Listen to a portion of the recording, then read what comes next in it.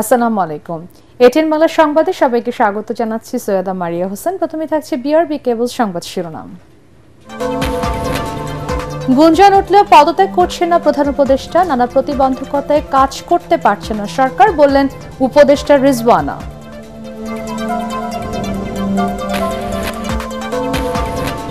জননন্দিত ব্যক্তির সম্মানজনক বিদায় নিশ্চিতে দ্রুত জাতীয় নির্বাচনের রোডম্যাপ চায় বিএনপি, বিতর্কিত উপদেষ্টাদের অপসারণ দাবি।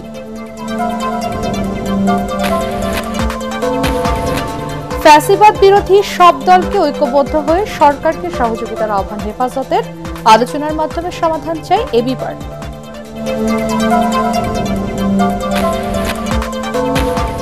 খুলনা বরিশাল সহ 7টি অঞ্চলের রাতে ঝড়ের পূর্বাভাস, সমুদ্র বন্দরগুলোতে 3 নম্বর সতর্ক সংকেত, টানা বৃষ্টিতে বিভিন্ন স্থানে নদী ভাঙন।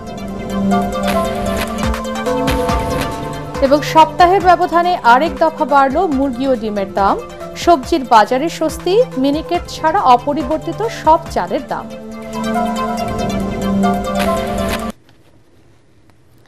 শুনছিলেন বিআরবি কেবল সংবাদ শিরোনাম, এবারে বিস্তারিত। নানা গুঞ্জন উঠলেও পদত্যাগ করছেন না প্রধান উপদেষ্টা ডক্টর মোহাম্মদ ইউনূস, এমন তথ্য নিশ্চিত করেছেন সরকারের নীতি নির্ধারকরা। উপদেষ্টা সৈয়দা রিজওয়ানা হাসান জানিয়েছেন, শুধুমাত্র জাতীয় নির্বাচন আয়োজন নয়, জুলাই গণহত্যার বিচার ও সংস্কার করাও অন্তর্বর্তী সরকারের দায়িত্ব। কিন্তু নানা প্রতিবন্ধকতায় তারা কাজ করতে পারছেন না বলে জানান তিনি। দায়িত্ব পালন করতে না পারলে পরবর্তী করণীয় ঠিক করবে সরকার। বিস্তারিত জানাচ্ছেন একরামুল হক সায়েম। বেশ কিছুদিন ধরেই নানামুখী আন্দোলনে স্থবির হয়ে পড়ে রাজধানী ঢাকা। এতে ভোগান্তি আর অস্বস্তিতে পড়েন নাগরিকরা। দাবি পূরণ এবং আন্দোলন নিয়ন্ত্রণে বেগ পেতে হচ্ছে অন্তর্বর্তী সরকারকে। একই সাথে জুলাই অভ্যুত্থানের অংশীজনদের চরম অনৈক্য রাজনীতিতে তৈরি করেছে অনিশ্চিত অবস্থা। সরকারকে আগামী 24 ঘন্টা থেকে 48 ঘন্টা পর্যবেক্ষণ করা হবে। দুজন ছাত্র উপদেষ্টার পদত্যাগ চেয়ে বিএনপির দাবির বিপরীতে অন্য 3 উপদেষ্টার অব্যাহতি চেয়েছে এনসিপি। কর্মসূচি নিয়ে তাদেরকে পদত্যাগ করাতে বাধ্য হবে। এমন পরিস্থিতিতে প্রধান উপদেষ্টা ডক্টর মোহাম্মদ ইউনূস পদত্যাগ করছেন গুঞ্জন উঠে চারদিকে। তবে দেশের জন্য ডক্টর ইউনূসের প্রয়োজন আছে উল্লেখ করে তিনি পদত্যাগ করছেন না বলে সামাজিক যোগাযোগ মাধ্যমে জানান সরকারের নীতি নির্ধারকদের কেউ কেউ। শুক্রবার এক অনুষ্ঠানে চলমান পরিস্থিতিতে সরকারের অবস্থান তুলে ধরেন উপদেষ্টা সৈয়দা রিজওয়ানা হাসান। আমাদের 3টা মোটা দাগের দায়িত্ব এবং 3টাই কঠিন কঠিন দায়িত্ব। একটা দায়িত্ব হচ্ছে সংস্কার, একটা দায়িত্ব হচ্ছে বিচার, একটা দায়িত্ব হচ্ছে ইলেকশন। শুধুমাত্র ইলেকশন করবার জন্য তো আমরা দায়িত্বটা নিইনি, যেটা আরো 2টা দায়িত্ব আছে, আমরা সেগুলো আসলে পালন করতে পারছি কিনা। কারণ আমরা দায়িত্ব নেওয়ার পর থেকে যার যত রকম দাবি আছে সব দাবি নিয়ে তারা রাস্তায় বসে যাচ্ছে, রাস্তা আটকে দিচ্ছে, একদম ঢাকা শহর অচল হয়ে পড়ছে। সেই অচল অবস্থা নিরসনে আমরা কিছু করতে পারছি কিনা, তো এগুলো আলোচনা করে যেটা আমরা চিন্তা করলাম যে আমাদের এই দায়িত্বটা কিন্তু জাতীয় দায়িত্ব, এবং আমরা তো আগে থেকেই বলছি যে আমরা ক্ষমতা নেইনি, দায়িত্বে আছি। এই দায়িত্বটা পালন করা তখনই আমাদের পক্ষে সম্ভব হবে যখন আমরা সকলের সহযোগিতা পাবো।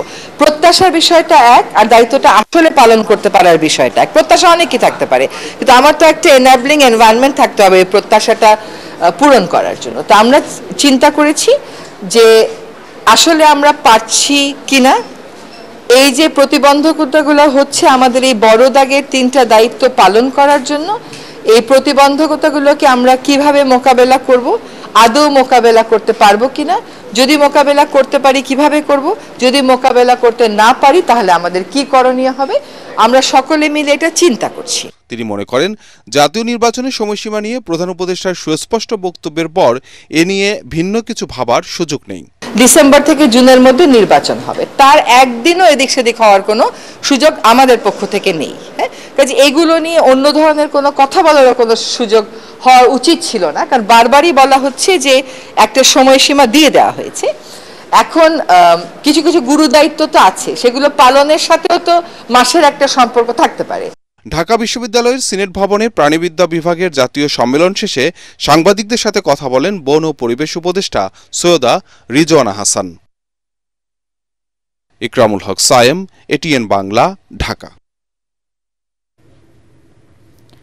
বিভাজন নয়, জাতীয় স্বার্থে ফ্যাসিবাদ বিপ্লবের রাজনৈতিক দলগুলো এবং এক থাকবে বলে বিশ্বাস বিএনপি এবং এনসিপির। দেশের প্রয়োজনে প্রতিটি দল ও রাজনীতিবিদকে আরও দায়িত্বশীল আচরণের তাগিদ দিয়েছেন দল দুটির নেতারা। বিএনপি চেয়ারপারসনের উপদেষ্টা সৈয়দ মোয়াজ্জেম হোসেন আলাল এবং এনসিপির যুগ্ম সদস্য সচিব সাইফ মোস্তাফিজ মনে করেন, সর্বদলীয় বৈঠক এবং জরুরি সংস্কারের পাশাপাশি নির্বাচনের দিনক্ষণ স্পষ্ট করলে পরিস্থিতির উন্নতি হবে। আদ্দিন সজীবের রিপোর্ট। দেশের চলমান রাজনৈতিক অস্থিরতায় নতুন করে দুশ্চিন্তায় সাধারণ মানুষ। বিএনপি ও ২৪-এর গণ অভ্যুত্থান থেকে উঠে আসা এনসিপির পাল্টাপাল্টি অবস্থান আর রাজপথে শক্তির মহড়াই রাজনীতিতে জন্ম দিয়েছে কৌতূহল।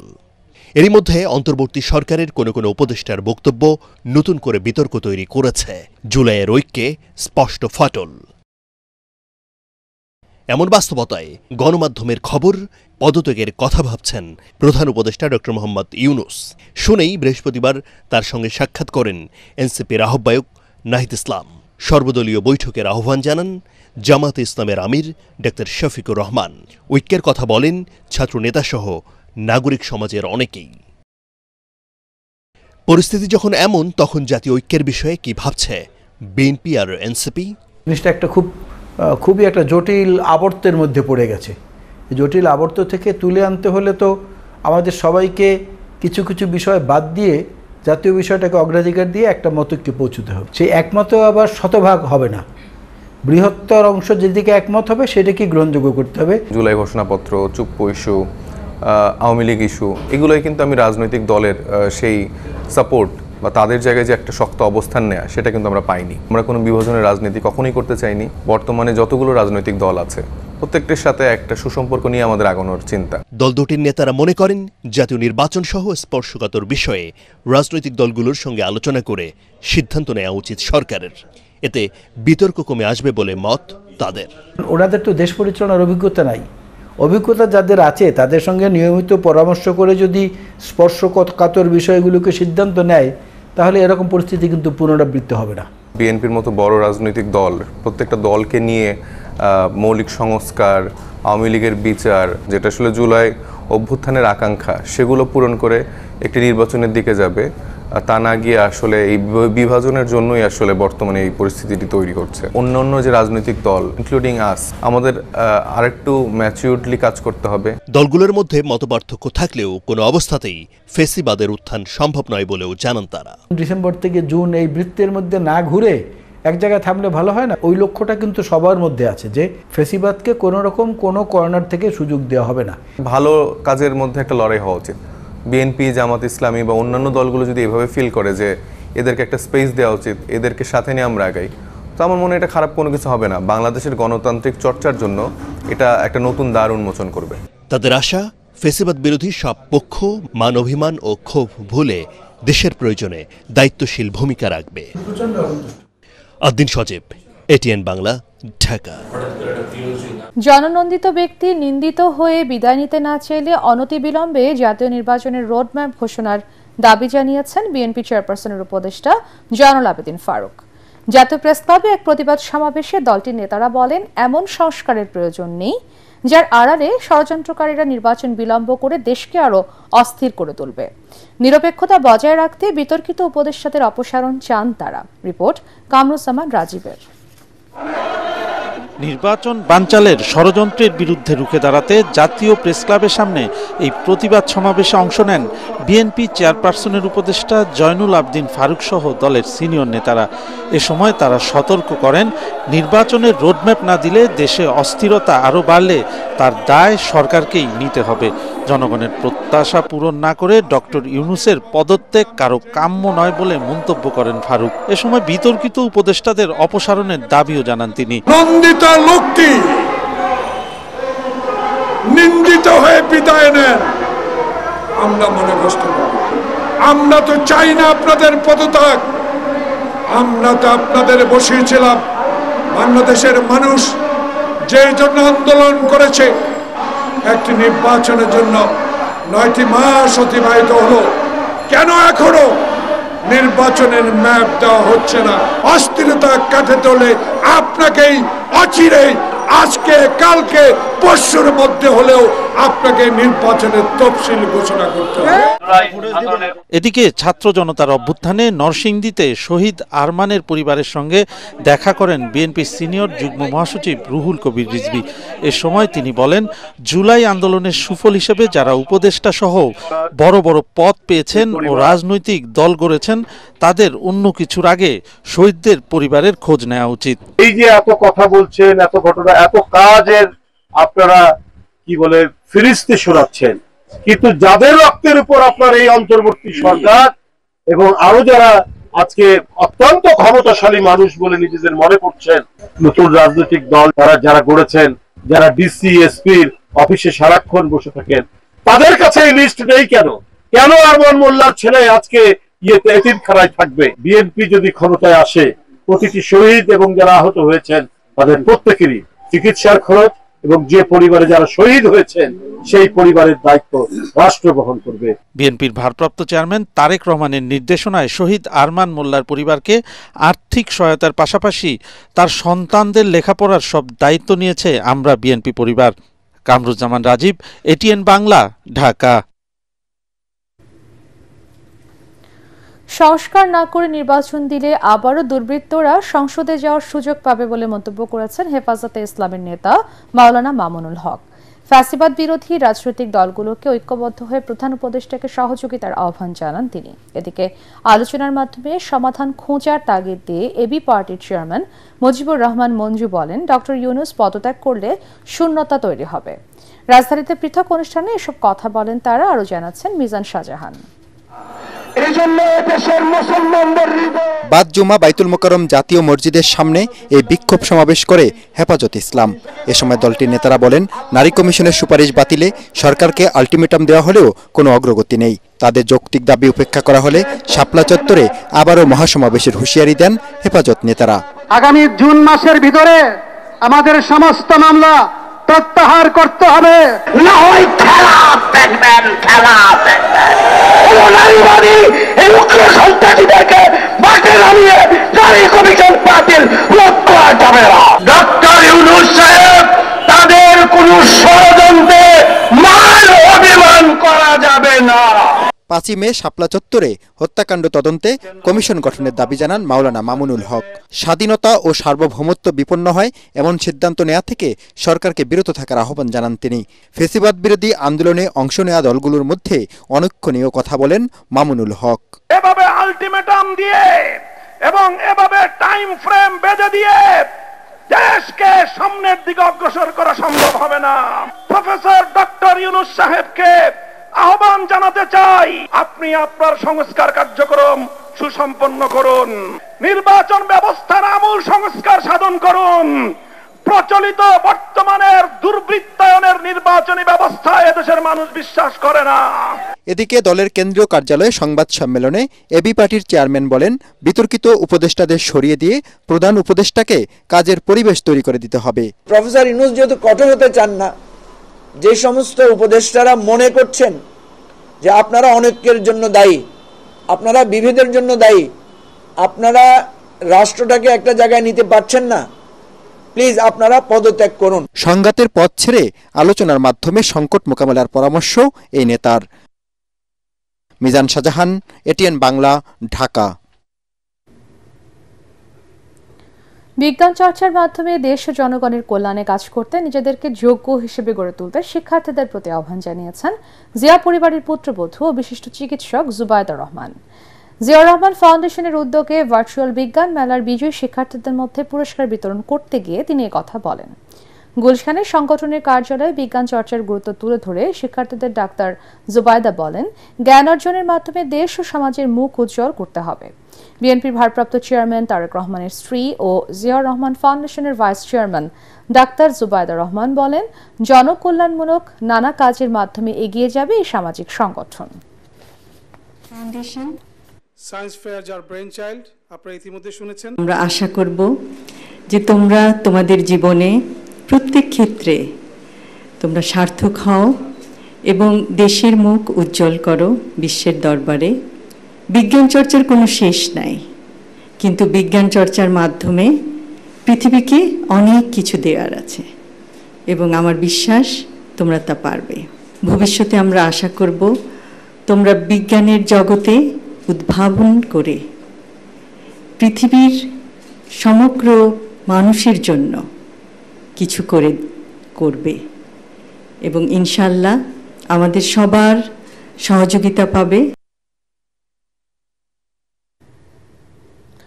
খুলনা, বরিশাল, কুমিল্লা, চট্টগ্রাম ও কক্সবাজার সহ দেশের 7টি অঞ্চলে রাতে ঝড়ের পূর্বাভাস দিয়েছে আবহাওয়া অধিদপ্তর। সেই সাথে সব সমুদ্র বন্দরকে 3 নম্বর স্থানীয় সতর্ক সংকেত দেখাতে বলা হয়েছে। এদিকে উজানের পাহাড়ি ঢল ও ভারী বৃষ্টিতে জামালপুরে যমুনা ও পুরাতন ব্রহ্মপুত্র নদের পানি বেড়ে বিভিন্ন এলাকায় দেখা দিয়েছে ভাঙন। আমাদের প্রতিনিধিদের পাঠানো তথ্য ও ছবিতে আরো জানাচ্ছেন ফারহিন ইসলাম টুম্পা। উত্তর বঙ্গোপসাগরে ভারী মেঘের প্রভাবে বৃহস্পতিবার থেকে পটুয়াখালী সহ বিভিন্ন এলাকায় দিনভর থেমে থেমে মাঝারি থেকে ভারী বৃষ্টি হচ্ছে। এতে নদ নদীর পানির উচ্চতা বেড়েছে, উত্তাল রয়েছে সাগর। এ কারণে উপকূলীয় এলাকা এবং বন্দরগুলোর উপর দিয়ে ঝোড়ো হাওয়া বয়ে যাওয়ার শঙ্কা করছে আবহাওয়া অফিস। পায়রা বন্দর সহ দেশের সব সমুদ্র বন্দরকে 3 নম্বর স্থানীয় সতর্ক সংকেত দেখাতে বলা হয়েছে। সাবধানে চলাচল করতে বলা হয়েছে মাছ ধরা ট্রলারগুলোকে।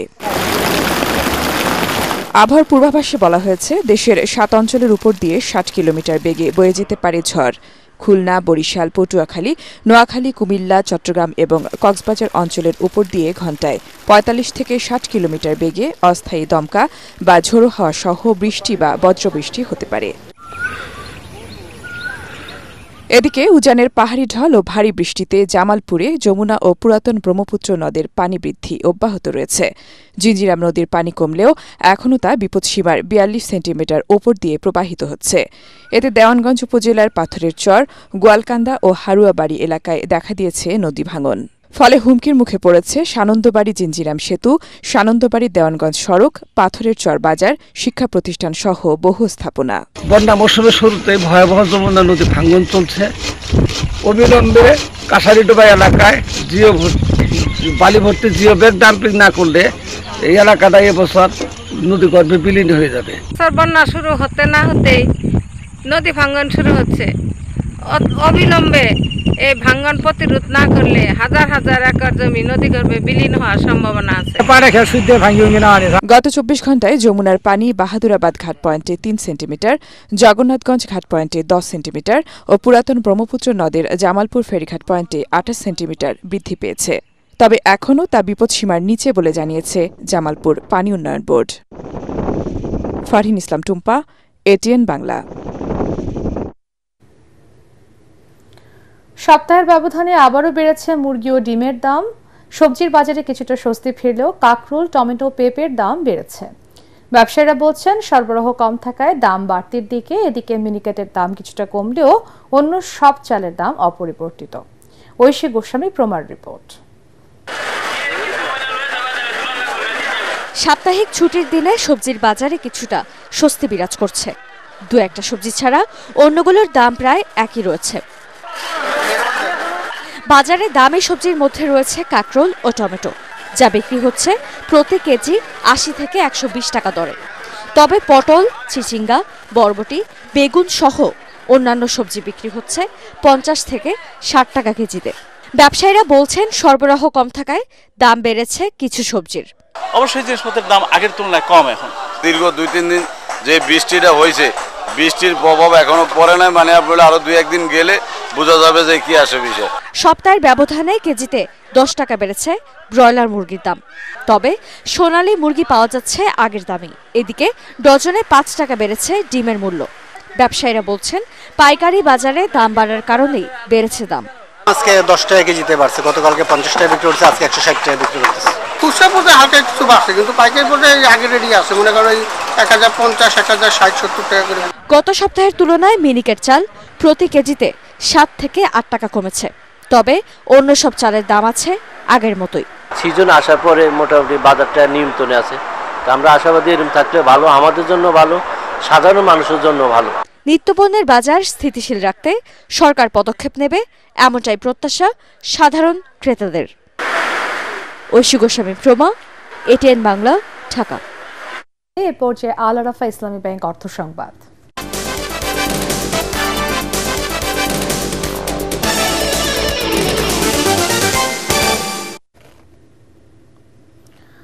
অর্থনীতির শিক্ষা দেশ গড়ার দীক্ষা এই প্রতিপাদ্যে অনুষ্ঠিত হল Bangladesh economics olympiad 2025। Dhaka residential model college প্রাঙ্গণে প্রতিযোগিতার চূড়ান্ত পর্বে সেরা 5 জনকে বিজয়ী ঘোষণা করা হয়। আয়োজকরা বলেন, দক্ষ তরুণ সমাজ গড়ে উঠলেই দেশের অর্থনৈতিক উন্নয়ন সম্ভব। মনির হোসেন তপুর রিপোর্ট। অর্থনৈতিক জ্ঞান, দক্ষতা ও সক্ষমতা বিষয়ক দেশের বৃহত্তম প্রতিযোগিতা বাংলাদেশ ইকোনমিক্স অলিম্পিয়াড 2025। সপ্তমবারের মতো আয়োজিত এই অলিম্পিয়াডে অংশ নেয় 20,000 শিক্ষার্থী। এবারের আসরের সেরা 5 জন অংশ নেবেন আজারবাইজানে অনুষ্ঠিত হতে যাওয়া ইন্টারন্যাশনাল ইকোনমিক্স অলিম্পিয়াডে। বাংলাদেশ ইকোনমিক্স অলিম্পিয়াডের ব্র্যান্ড অ্যাম্বাসেডর ও জাতিসংঘের দুর্যোগ ঝুঁকি হ্রাস ফেলো মোহাম্মদ মানসুরুল হক এ তথ্য জানান। আমি আশা করব এই যে অংশগ্রহণ, সবার যে লাইভ অংশগ্রহণ এবং আমাদেরকে সম্মানিত করার জন্য, আমাদেরকে ইন্সপায়ার করার জন্য আজকে বাংলাদেশের নীতি নির্ধারকরা এখানে এসেছেন। আমি এই কৃতজ্ঞতা সারা জীবন ভরে আমি দেখাবো এবং আমি আশা করব আমার টিমে যারা রয়েছে, এখানে যারা 500 জন রয়েছে, ভবিষ্যতে তাদের মাধ্যমেও আপনাদেরকে আরও বেশি কিছু দেওয়ার, বাংলাদেশকে কিছু দেওয়ার, ইকোনমিক্সে কন্ট্রিবিউট করার জন্য তাদের মাধ্যমে আরও যদি কিছু করার থাকে আমরা সক্রিয়ভাবে অংশগ্রহণ করব এবং চেষ্টা করব ইনশাআল্লাহ। ভবিষ্যতে নীতি নির্ধারক, উদ্যোক্তা এবং সমাজ ব্যবস্থার পরিবর্তনকারী তরুণদের দক্ষ হিসেবে গড়ে তুলতে ইকোনমিক্স অলিম্পিয়াডের গুরুত্ব তুলে ধরেন তিনি। আমরা ব্যবস্থা করব। মনির হোসেন তপু, এটিএন বাংলা, ঢাকা। কুমিল্লায় বাংলাদেশ পল্লী উন্নয়ন একাডেমি অডিটোরিয়ামে অনুষ্ঠিত হল আল আরাফা ইসলামী ব্যাংক সিলেট জোনের নির্ধারিত শাখার দিনব্যাপী টাউন হল মিটিং। এতে অংশ নেন 20টি শাখার ব্যবস্থাপক ও কর্মকর্তা। প্রধান অতিথি হিসেবে মিটিংয়ের উদ্বোধন করেন ব্যাংকের ব্যবস্থাপনা পরিচালক রাফাতুল্লাহ খান। এ সময় তিনি প্রতিটি শাখা শরিয়া ভিত্তিক ব্যাংকিংয়ের মাধ্যমে সেবার মান বাড়াতে কাজ করার আহ্বান জানান। অনুষ্ঠানে ব্যাংকের উপব্যবস্থাপনা পরিচালক Asaduzzaman Bhuiyan, Mohammad Hossain, senior executive vice president Habibullah, senior executive vice president ও CFO Kamal Hossain, executive vice president Tariqul Islam, Rafiqul Islam অন্যান্যের মধ্যে উপস্থিত ছিলেন। এবার আন্তর্জাতিক সংবাদ।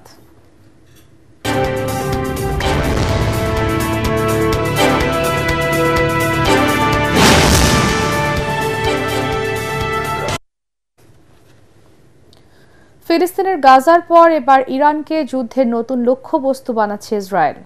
পরমাণু শক্তিধর এই দেশটিকে নানা ধরনের হুমকি দিচ্ছেন প্রধানমন্ত্রী নেতানিয়াহু। এরই মধ্যে উত্তেজনা শুরু হয়েছে দুদেশের কূটনৈতিক মহলে। এমন হুমকির মুখে দখলদারদের পাল্টা হুমকি দিয়েছে ইরান। দেশটি বলছে, আন্তর্জাতিক সম্প্রদায় যদি কার্যকর ব্যবস্থা না নেয় তাহলে নিজেদের পারমাণবিক অবকাঠামো রক্ষায় ইসরায়েলের বিরুদ্ধে বিশেষ ব্যবস্থা নিতে বাধ্য হবে তেহরান। অভিন্ন চাকরিবিধি বাস্তবায়ন, দমন পীড়ন বন্ধ, মিথ্যে মামলা প্রত্যাহার সহ 7 দফা দাবিতে টানা তৃতীয় দিনের মতো অবস্থান কর্মসূচি পালন করছেন পল্লী বিদ্যুৎ সমিতির কর্মকর্তা কর্মচারীরা।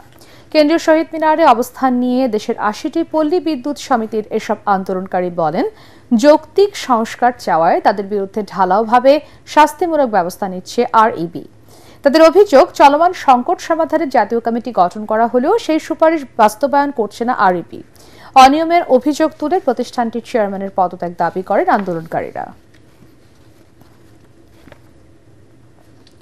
এবারে খেলার খবর।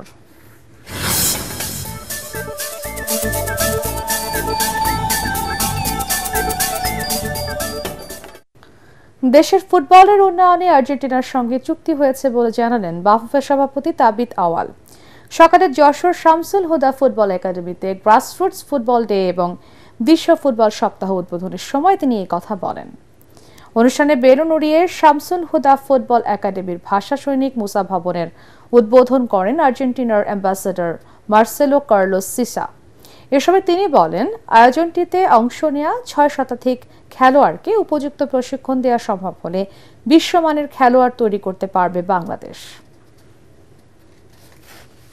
আমরা যারা বাফুফে কর্তৃপক্ষরা আছি, আমরা সবাই নিরলসভাবে কাজ করতেছি যে বাংলাদেশের ফুটবলটাকে জন্য এবং গ্রাসরুটস লেভেল থেকে এই উপরে পর্যায়ে নিয়ে আসতে পারি। কারণ আমরা খেলা একটা দুটা জিততেও পারি, হারতেও পারি, কিন্তু পাইপলাইন ঠিক না থাকে তাহলে খেলা কনসিস্টেন্সি থাকবে না। শেষ করার আগে বিআরবি কেবলস সংবাদ শিরোনাম আরো একবার। গুঞ্জন উঠলেও পদত্যাগ করছেন না প্রধান উপদেষ্টা, নানা প্রতিবন্ধকতায় কাজ করতে পারছে না সরকার বলেন উপদেষ্টা রিজওয়ানা।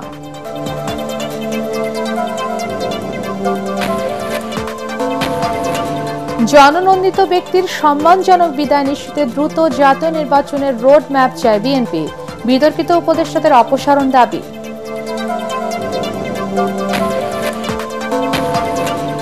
ফ্যাসিবাদ বিরোধী সব দলকে ঐক্যবদ্ধ হয়ে সরকারকে সহযোগিতার আহ্বান হেফাজতের, আলোচনার মাধ্যমে সমাধান চায় এবি পার্টি।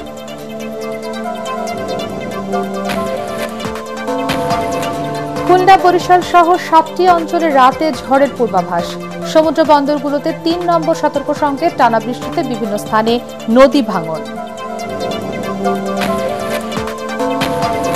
এবং সপ্তাহের ব্যবধানে আরেক দফা বাড়ল মুরগি ও ডিমের দাম, সবজির বাজারে স্বস্তি, মিনিকেট ছাড়া অপরিবর্তিত সব চালের দাম।